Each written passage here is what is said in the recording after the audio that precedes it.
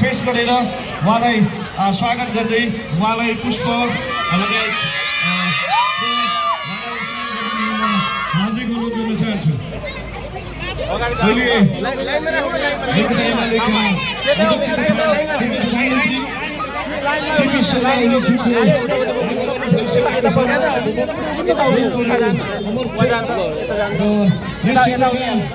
विकास प्रेमी बासिन्दाहरूले उहाँलाई स्वागत गरिरहेको उहाँहरूको यो भिडले स्वागत गरिरहेको छ। सम्पूर्ण महानुभावहरूलाई यो सडकको दायाँपट्टि उभिदिनु म हार्दिक अनुरोध गर्न चाहन्छु।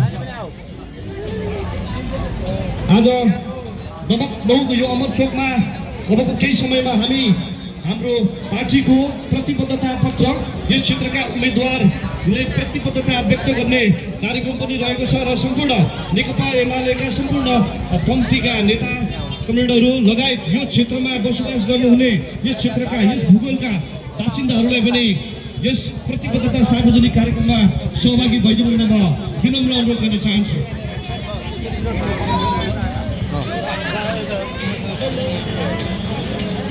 केटाकेटीलाई अगाडि ल्याउँछ हामी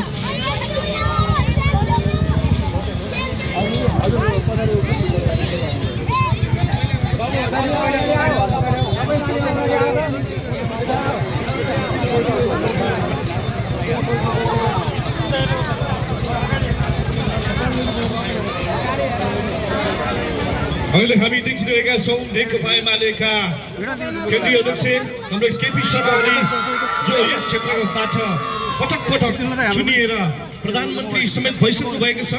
उहाँको आगमन भइरहेको छ र उहाँलाई स्वागतार्थ यस क्षेत्रका बासिन्दाहरूले स्वागत गरिरहनु भएको यो दृश्य हामीले देखिरहेका छौँ। सम्पूर्ण दमक 9 यस अमर चोक निवासी सम्पूर्ण बासिन्दाहरूमा म उहाँको स्वागतको निम्ति उहाँको स्वागतमा लाग्नुहुन पनि म विनम्र अनुरोध गर्न चाहन्छु।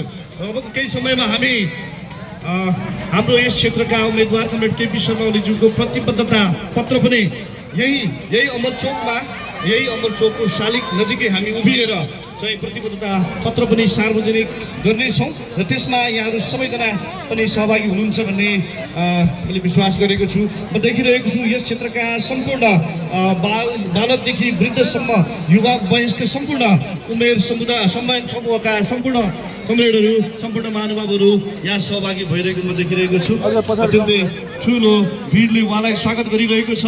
नेकपा एमालेका पार्टी अध्यक्ष कमरेड केपी शर्मा ओली जो यस क्षेत्र झापा 5 का प्रतिनिधि सभाका सदस्यका उम्मेदवार पनि हुनुहुन्छ। उहाँ अहिले घर दैलो कार्यक्रम अन्तर्गत आज दमक 9 को यो अमर चोकमा आइपुग्नु भएको छ। उहाँलाई अत्यन्तै ठुलो भिडले स्वागत गरिरहेको दृश्य हामी देख्न सक्छौँ।